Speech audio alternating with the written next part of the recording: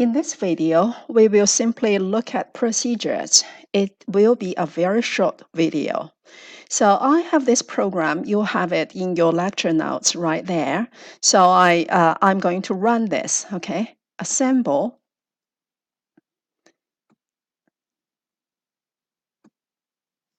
Okay, I'm going to reload it. Let's start the variable. Just look at them. Okay, put it here. Put it here. Okay, so reload, we start from the very beginning. And notice that that's the first instruction it's going to run. Your beginning, main, proc, or procedure, this doesn't matter. It's just a marker, okay? So the real instruction is the very first instruction. So we do that, 3 is there, we do that, and 2 is there. And now we have call adding. And here it's call that address 0000D. That's the address for that adding procedure. And so our adding is right here, right? The first instruction is add AL, comma, num1. So that instruction is at this 0000D, which is right here. Okay, let's run. So you see it goes there. That's the first instruction, and notice that's the instruction it's executing. So it doesn't do anything to adding prog or proc or procedure. It doesn't do anything to it. There is no memory address for it. It's just a marker, marking the start of this procedure. Okay, we continue. And now that's the second instruction, add num2 to AL. And of course, 23 is the address for num1, and 24 is the address for num2. Okay.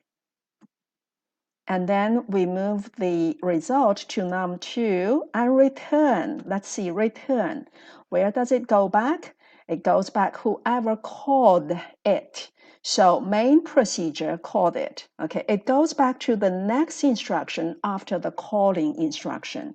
So it should go back to move AL00H. Okay, it goes back there and it executes that instruction, and then it call multiply. Multiply is simply a marker to mark the beginning of the next procedure. So its first address, its first instruction is at address 00019H. Okay, let's see, which is move AL, comma 06H. Okay, let's see. And that is 19, and that is the instruction it's working on. Okay, it's executing. That's the instruction, right? Okay, do this, multiply, and then move result to AL. Move AL to result. Okay, notice our variable changed, and then return. And once again, this return goes back to whoever called it. It goes to the next instruction after the calling instruction. Okay, and the next instruction after call multiply is what? It's return, and this return will go back to the operating system. Okay, so we are done. I also want to show you, okay, do not think we have to call this main. We can call it anything, you know, you can call it anything, but main is more, it makes more sense by tradition. Conventionally, we use main because that's where the program starts, right? So if you call it anything, it still runs. With assembly language, it doesn't matter. There is no convention, no requirements for your names. As long as your instruction works, it goes by the instruction. So you see this reload. Okay, so this is still working, right? If you look at it. So just know that. Okay, that's it. A very short video.